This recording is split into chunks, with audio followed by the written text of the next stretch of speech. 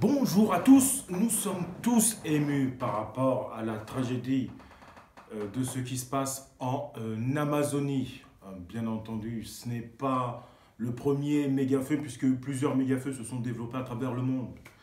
Et beaucoup de questions se posent, bien sûr, sur ces feux massifs, leurs origines et les intérêts. Nous nous posons tous des questions. À quoi servent ces grands feux puisque ce n'est pas le Saint-Esprit tout d'un coup. Non, c'est quelque chose fait par les hommes. hein. Ça ne peut pas être d'origine naturelle autant de dégâts. On est sur une planète intelligente, vivante, avec un système d'autorégulation, d'homéostasie entre guillemets si j'ose dire. Donc bien évidemment, loin de nous l'idée de penser que cette planète fait cette chose-là contre elle-même. Ça n'a aucun sens, bien entendu, et euh, il y a un raisonnement que je vais développer, c'est le mien, c'est toujours humble, et bien évidemment, je ne détiens pas la vérité. C'est très important de l'expliquer. J'émets un raisonnement humble, et donc, bien sûr, n'hésitez pas à réagir. Bien évidemment, c'est aussi d'expliquer le drame de l'Amazonie et d'essayer de comprendre où on va avec toute cette séquence parce que on est au bord du gouffre. C'est une grande tragédie. Et sur le site que j'ai déjà consulté, notamment pour ma vidéo The Economist, Ouzbek Erika, qui nous explique que face au méga-feu, il faut réapprendre à entretenir la nature. C'est un constat de Vincent Luchez du 22 août. Et bien sûr, il y a une interview juste après de Joël Zask. Bien évidemment, je mettrai en lien pour que vous puissiez lire. Là, je vais juste lire juste avant cette interview. Donc, qu'est-ce que ça nous dit pour bien placer le contexte et savoir de quoi on parle. C'est très important. Des feux d'une ampleur et d'une puissance inédite, incontrôlable et aux ravages irréversibles. Tels sont les méga-feux. Phénomène émergent provoqué par l'homme et le réchauffement climatique, bien sûr. La philosophe Joël Zask les analyse dans son ouvrage Quand la forêt brûle, premier période 2019, et nous invite à repenser notre rapport à la nature. Alors bien sûr, début août, les feux gigantesques qui ravageaient la Sibérie avaient déjà réduit ensemble plus de 13 millions d'hectares selon Greenpeace, soit un territoire de la taille de la Grèce. De l'autre côté du monde, Sao Paulo était plongé dans le noir en plein après-midi le 19 août, à cause d'énormes nuages de fumée d'une superficie grande comme 2 fois la France et provoquée par les incendies qui enflamment l'Amazonie. Le même jour, l'île espagnole de Gran Canaria était défigurée par les flammes. Un feu, au-delà de nos capacités d'extinction, avoue alors le chef des urgences de l'île. Et oui, les méga-feux ne sont pas arrêtables avec les canadaires classiques. C'est terrible. Bien évidemment, juste après, je vais expliquer ce qui se passe au Brésil. Et c'est le point commun entre ces différents incendies. Au-delà du fait qu'ils représentent des désastres écologiques et menacent les populations humaines, ces feux s'avèrent être hors de contrôle, tout bonnement inextinguibles. À tel point qu'un terme a émergé récemment pour décrire ces phénomènes nouveaux qui se multiplient. On parle de méga-feux. Contrairement aux feux classiques, relativement maîtrisables et qui peuvent s'inscrire dans le cycle d'un écosystème, le méga-feu ne laisse derrière lui qu'une terre désolée, stérile et déferle tel un tsunami sur les forêts et les villes. En novembre 2018, le méga-feu, baptisé Campfire, le plus meurtrier de l'histoire de la Californie, s'est notamment abattu sur la vue de Paradise, gagnant l'équivalent d'un terrain de football par seconde, sous le regard impuissant des pompiers et des habitants. Oui, on s'en souvient tous, ce qui s'est passé en Californie, bien sûr. Donc, retour de flamme. Alors, ces méga-feux représenteraient moins de 3% des occurrences de feux de forêt, mais seraient à l'origine de 90% des surfaces brûlées. Et oui, c'est tellement énorme que ça prend 90% des surfaces brûlées de la planète. Et il pourrait provoquer des effets en cascade, détruisant des écosystèmes entiers ou accélérant la fonte des glaces et du pergélisol, le sol glaçant, libérant du méthane et accélérant encore le réchauffement climatique. Eux-mêmes favorisés par la crise climatique, notamment la chaleur et les sécheresses qu'elle provoque, les méga-feux sont surtout le produit des activités humaines. La façon dont nous avons transformé les forêts et les paysages, les façons dont nous les habitons et les exploitons sont directement liées à l'émergence de ces phénomènes cataclysmiques. Alors, dans cette phrase-là, on passe la pommade. Moi, j'ai une autre hypothèse, bien sûr. Là, on passe la pommade, etc. Mais il faut quand même un geste plus violent et plus dirigé, plus technique, bien sûr, pour faire de telles catastrophes. C'est l'évidence. Du fait de l'homme, faire ce genre de choses, ou c'est comme mettre une, comment dire, un briquet à Notre-Dame ou un mégot. Non, non, non, ça va pas du tout ce raisonnement. Donc, bien évidemment, je vous donne le mien. C'est ce qu'explique Joël Zaz, qui est donc philosophe et enseignante à l'université Aix-Marseille, dans un ouvrage passionnant Quand la forêt brûle, premier parallèle, Paris le 22 août. C'est après avoir elle-même vu brûler la forêt entourant sa maison dans le Var, en 2017, que la philosophe s'est intéressée au phénomène des méga-feux. Comment comprendre et s'appeler à ces nouvelles calamités? Que nous disent les méga-feux de notre rapport à la nature? Peuvent-ils nous aider à repenser notre vision du monde et à surmonter la crise climatique? Joël Zaz, qui est revenu avec nous sur ces questions existentielles imposées par l'urgence climatique. Donc ensuite, nous avons son interview, qui est très intéressante. Alors moi, bien sûr, je réagis par rapport à ce qui se passe au Brésil, c'est une lourde catastrophe.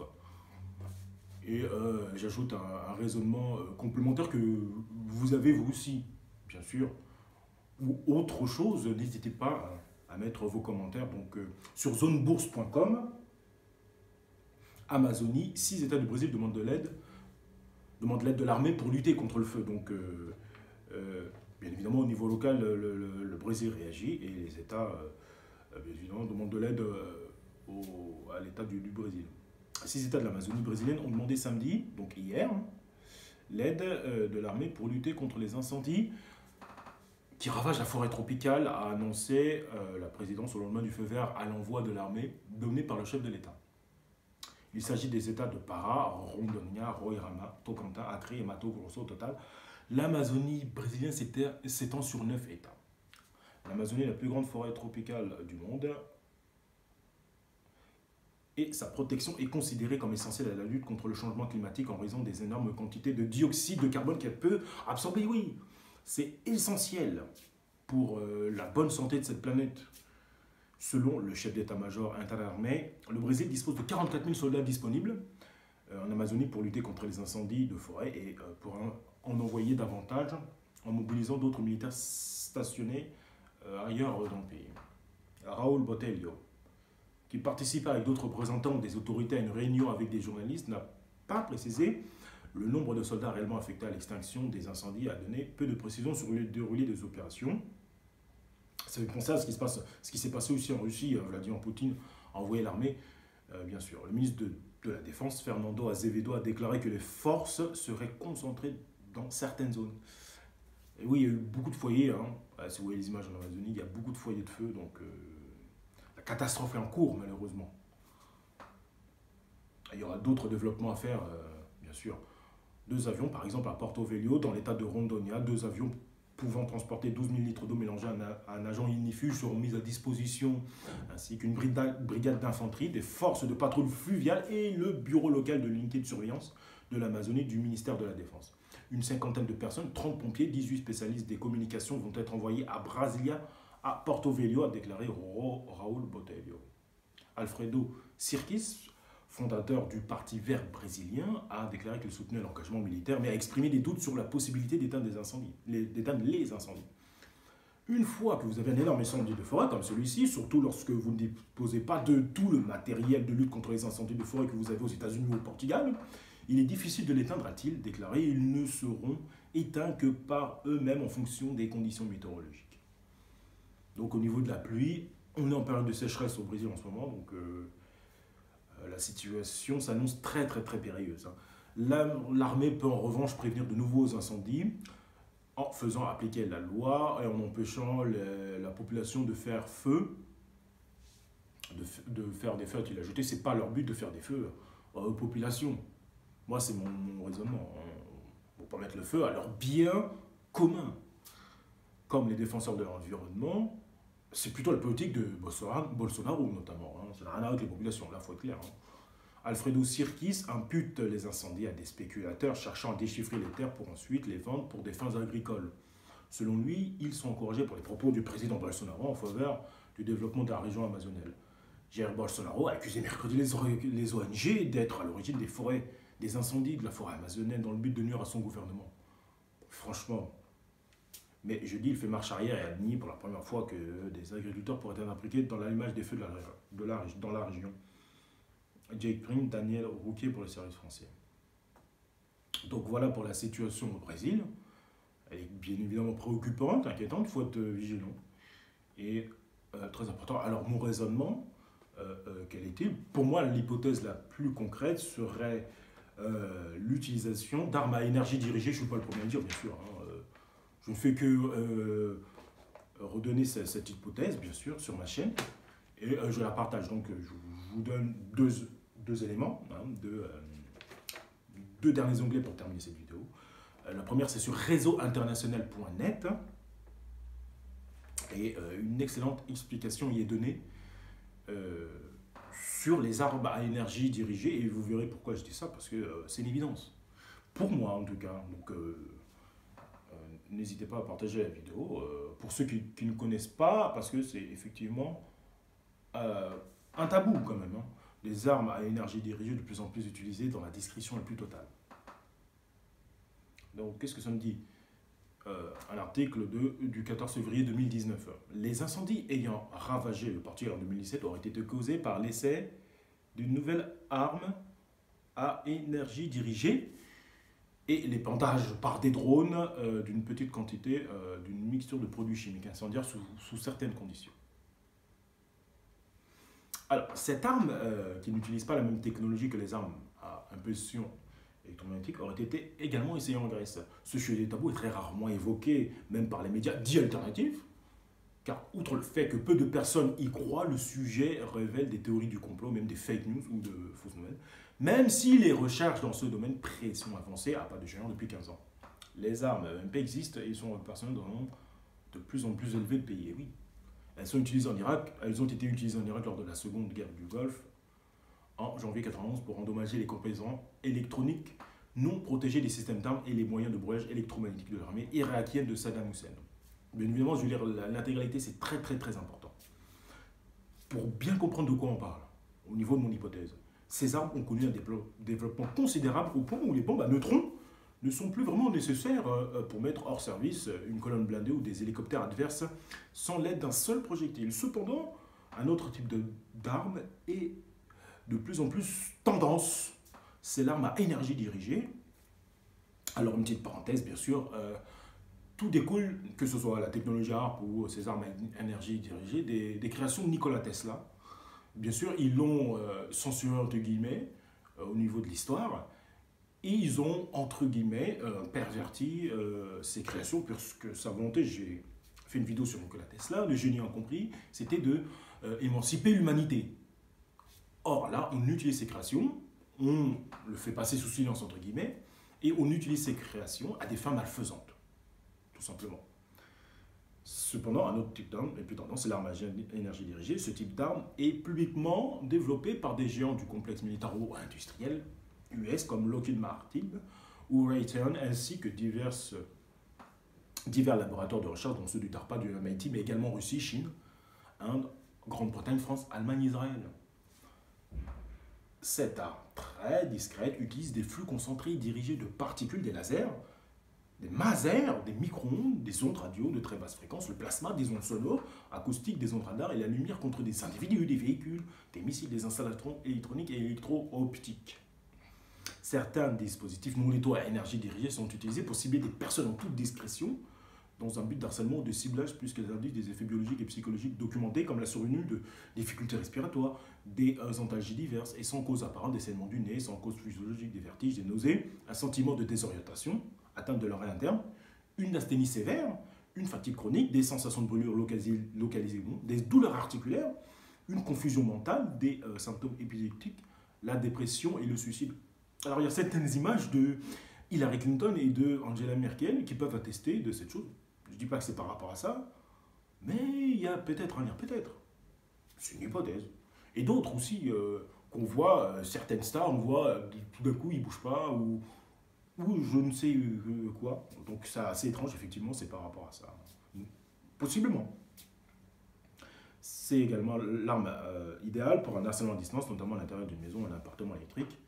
Appareil électrique qui saute, survoltage intempestif, panne récurrente de certains dispositifs, vibration normale de vitres ou des ustensiles de verre, écho lors des communications GSM, etc. Les armes à énergie dirigée interfèrent avec la fonction respiration et cardiaque, peuvent avoir des effets mortels. Des cas d'embolie ont été rapportés. D'autres provoquent la cécité, des centaines de cas confirmés au Donbass et dans l'est de l'Ukraine, et sont de ce fait passibles d'être interdits par la Convention de Genève. Enfin, certains dispositifs, comme ceux utilisant les rayons X, peuvent provoquer de graves lésions systémiques et une mort dite lente. C'est ce type d'arme qui aurait été utilisé pour assassiner en toute discrétion certains chefs d'État officiellement décédés de graves maladies, le plus souvent incurables. Je pense notamment à Hugo Chavez du Venezuela. Notamment, c'est le cas le plus emblématique, si j'ose dire. Le gouvernement US a officiellement accusé Cuba d'avoir eu recours à des armes soniques comme une arme de harcèlement contre les personnels de l'ambassade américaine à La Havane. En Chine, certains radars très puissants ont été modifiés et montés sur des dispositifs mobiles pour pouvoir diriger leur énergie. Suivant faisceau dirigé, cela suffisait à tuer des animaux. Les rayons invisibles ont un effet très néfaste sur la santé humaine et animale, et seule une personne inconsciente accepterait de vivre sous un émetteur relais à micro-ondes pour la téléphonie mobile, ou en face d'un radar, ou encore sous des lignes de très haute tension. Le sujet des armes à énergie dirigée ne se limite pas à des applications militaires au sens strict, mais s'étend à d'autres champs d'application, comme les armes écologiques, induction d'incendies de forêt dans certaines régions du globe à titre d'exemple, ou dans le contrôle et le harcèlement psychologique d'un individu. Voilà. Une recherche conduite par un laboratoire visant à induire une réaction de rage ou de folie furieuse chez des individus calmes et n'ayant pas de raison apparente de recourir à la violence ou d'être saisis par une folie destructrice à l'ombre d'ondes radio de fréquence très basse. Sur les 10 cobayes ciblés, 2 ont tenté de se donner la mort. 1 s'est effondré, 4 ont sombré dans une dépression et un autre a souffert d'une tachycardie incontrôlable. Alors là, quand on voit les suicides de certains policiers, d'agriculteurs, est-ce qu'il y a peut-être un lien? Parce que là, c'est en masse quand même. Et pour terminer, ce sujet nous interpelle car nous vivons tous dans un monde de plus en plus pollué pour toutes sortes d'ondes électromagnétiques et nous subissons tous à notre insu un bombardement continuel de particules. Si en plus les gouvernements se mettent à vouloir exploiter effectivement ces ondes à des fins de contrôle social, la dystopie décrite dans 1984 de George Orwell ne serait qu'un conte des frères Grimm à côté de ceux qui attendent l'espèce humaine. Et oui, la réalité dépasse la fiction de George Orwell. Et bien évidemment, j'ai fait une vidéo sur la 5G. Attention, danger, on est bien d'accord. Alors, pour terminer cette vidéo, j'ai bien sûr des exemples illustrés, si j'ose dire, concernant ces actions de ces armes. Sur le site Le Grand Changement, changera-blogspot.com, nous avons bien sûr l'utilisation d'armes à énergie dirigée, un article du 18 avril 2019. L'utilisation d'armes à énergie dirigée en Californie au cours de l'été 2018, j'en parlais, montre comment il est possible de détruire des lieux partout sur la planète. Article de l'été 2018. Pour mieux contrôler, alors, un peu plus gros bien sûr, hop, bien sûr. Pour mieux contrôler la population, le gouvernement de l'ombre, le fameux gouvernement... comme on dit, le tiers-état, pas le tiers-état, mais, comment dire, j'ai un trou, excusez-moi, bon, que je lis et je reviendrai dessus. Pour mieux contrôler la population, le gouvernement de Londres préfère réunir la population dans les villes, donc il sème la terreur dans les campagnes pour la faire migrer en ville. Ainsi, ils veulent interdire 90% du territoire aux USA à la présence humaine au prétexte de préserver la nature. Avec leur agenda 21.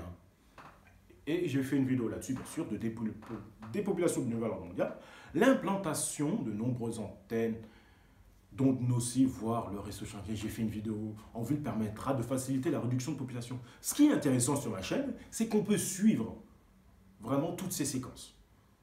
C'est très très important de suivre tout ce qui se passe, d'avoir un fil conducteur, et j'ai fait des vidéos là-dessus, bien sûr. Les incendies actuels peuvent aussi être provoqués pour faire monter le mécontentement contre le président Trump, qui nie avec justesse le réchauffement climatique. Si c'est possible en Californie, c'est possible. C'est peut-être possible en France, à Paris par exemple. Hein. Alors, bien évidemment, je parlais de l'état profond tout à l'heure. Alors là, on voit bien une photo d'illustration d'un drone avec un faisceau d'ondes ou d'autres choses, d'électromagnétisme, etc. Voilà. Avec ces faisceaux invisibles à l'œil nu. Voilà. L'opération Torch California est une véritable opération clandestine en cours menée par la communauté du renseignement des États-Unis en collusion avec l'opération Gladius. Ces attaques terroristes sous le faux drapeau sont d'abord et avant tout une attaque terroriste de grande envergure dans le but de semer le chaos. Ils ont de nombreux objectifs et ils continueront jusqu'à ce que la Californie a été complètement opprimée par les mondialistes, selon l'analyse du renseignement et ancien officier de l'armée américaine. C'est sérieux quand même. C'est quand même une analyse sérieuse. Voilà. Preuve tangible. Ce qu'il y a de bien avec les images satellitaires inaltérées, c'est qu'elles possèdent toujours les signatures classiques d'événements contre nature. Bien qu'ils puissent être mal interprétés, ils ne mentent pas. Par conséquent, dans le cas de ces incendies anormaux, il y a maintenant beaucoup de preuves tangibles et incriminantes à la disposition de l'œil averti. Donc, commentaire d'une image. Notez les 3 points bleus symétriques au centre de la capture de cet écran qui apparaît sur cette image satellite, là où le feu de camp a frappé de nulle part en Californie du Nord. Ces signatures laser se sont produites juste avant le début du feu de camp qui a complètement détruit Paradise en Californie. Ah, c'est quand même assez hallucinant. Ça, c'est dans l'espace pour le coup. Hein. Ça me fait penser au film Geostorm. Hein. Pour celles et ceux qui l'ont vu, ça fait penser à ça. Alors, c'était pour le bien avec toutes ces antennes à travers le globe, mais ça peut faire penser à ça. Hein. En tout cas, c'était pour nous alerter par rapport à ça, en tout cas. Les photos du lien suivant montrent une route à Malibu qui s'est déformée, même s'il n'y avait rien de notable qui a brûlé aux températures élevées nécessaires pour faire fondre l'asphalte et à faire déformer les contre-rails en acier. Vraiment, cela s'est produit à moins qu'il n'ait été incendié d'en haut par un pyroarme très puissant. Comment l'acier se tord et l'asphalte se tord-il quand il n'y a rien à brûler sous le pont de feu de Malibu? Sous le pont de feu de Malibu. Il y a aussi des preuves que la modification de conditions météorologiques est utilisée pour créer des conditions favorables pour que ces feux de forêt se déclenchent et se propagent comme des feux de forêt.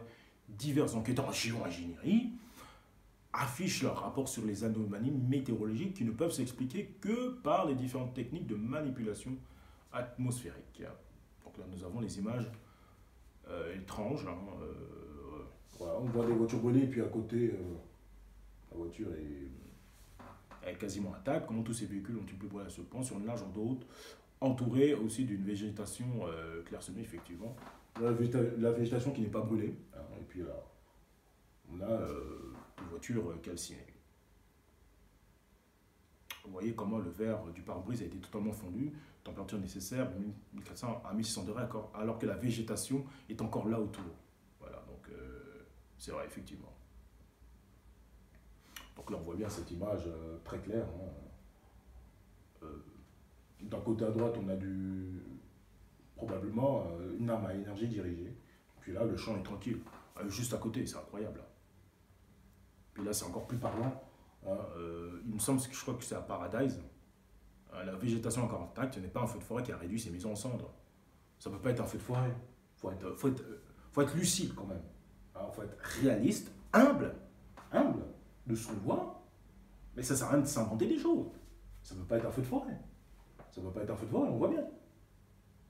C'est forcément quelque chose de dirigé. Tout simplement. En tout cas, on peut voir que la volonté, c'était de détruire la maison de ses personnalités, etc. Quoi. Oui. Donc là c'est clair. On a voulu détruire une maison, feu de forêt, voilà. Par contre, quand on voit l'île d'Epstein et sa maison, elle est toujours intacte encore. Alors que c'est celle-ci qui aurait dû brûler. Vous êtes tous d'accord avec moi et je vous remercie. Sans personne dedans, à l'intérieur, bien sûr. Là aussi, c'est pareil. Hein.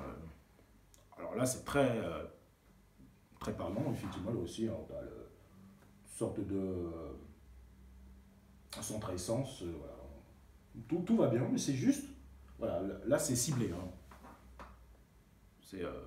Alors là aussi, là, c'est sidérant comme photo aussi. Hein. C'est incroyable, si j'ose dire. C'est très très parlant. Là, je crois qu'il n'y a plus rien à dire, hein, là, pour le coup. C'est comme la photo avec Epstein, là c'est clair. Les maisons touchées par la végétation, mais pas la végétation autour, et certaines maisons intactes. En se posant la question, voilà, là aussi, hein, c'est uniquement pour détruire le bien matériel des maisons des personnes, quoi. La végétation, là, elle est intacte. Là, on voit avant et après, voilà. Les végétations sont quasiment pareilles. Or, les maisons ont été détruites. Là aussi, c'est pareil, le stade, le straight line, les lignes droites. Les lignes droites, effectivement. Là aussi, c'est la même chose. Et là aussi, je crois que ça ressemble à la photo, mais de l'autre côté. On voit toujours le station essence, mais voilà, c'est une photo de l'autre côté, en fait. Là aussi, on voit bien que c'est. Regardez, il y a les voitures à côté, elles sont intactes. C'est pas un feu de propagation. C'est un faisceau d'énergie qui calcine, tout simplement. Et c'est ce qui a dû se passer à Notre-Dame aussi. Bon, donc on n'a rien pu voir, forcément, puisque c'est à l'énergie dirigée. Donc il n'y a absolument rien à dire. Toutes les maisons ont brûlé, mais beaucoup d'arbres sont intactes. Preuve vérifiable, utilisation d'armes à diriger en photographie. Alors là j'avoue que je suis assez estomaqué, si j'ose dire. C'est que là, on voit le faisceau, là, pour le coup. Là, alors là, c'est vrai que c'est un photo rêvé pour quelqu'un qui développe une hypothèse comme celle-ci, effectivement.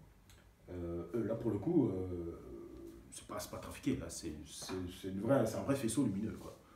C'est clair et net. Hein. Puis là aussi, on en voit, mais là, c'est quand même incroyable. Là, on en voit de long, le faisceau lumineux. On ne les voit pas tous, mais certains. Certains avec certains types d'ondes ou autres. Donc c'est quand même assez impressionnant. Et là, on voit un avion avec un porteur de faisceau, peut-être. Et là aussi, voilà. Non, mais c'est quand même incroyable. Ils sont dans l'avion et on voit un faisceau lumineux pour peut-être faire ça, hein, je sais pas. Mais on n'a jamais vu d'avion comme ça. Hein. Je sais pas si vous avez vu aux aéroports, mais j'en ai pas vu. Ah, ben c'est quand même terrible. À vous de faire votre propre opinion, mais il y a définitivement quelque chose d'anormal avec ces incendies. Et moi, je dirais la même chose. Voilà. Et donc, voilà. Ensuite, bien évidemment, je mettrai les liens et il y a aussi une vidéo pour montrer ce type de technologie. Donc voilà pour cette vidéo. Je vous remercie de m'avoir suivi jusqu'au bout. Notamment pour ces dernières roulettes très explicites, vraiment qui illustrent mon raisonnement, mon hypothèse humble, hein, toujours, parce que voilà, on est là pour s'informer, pour s'interroger. Et il faut réagir par rapport à ce qui se passe en Amazonie. C'est très très grave, bien sûr. Et essayer de comprendre ce qui se passe. Vraiment, de comprendre pourquoi ça brûle. Voilà. Et je fais cette vidéo pour ça. N'hésitez pas à partager cette vidéo. Toujours, hein, comme d'habitude, vos commentaires sont toujours intéressants. Je vous remercie. Vos abonnements aussi, bien sûr. N'hésitez pas à rester connecté pour mes prochaines vidéos. Merci à vous et à la prochaine. Merci.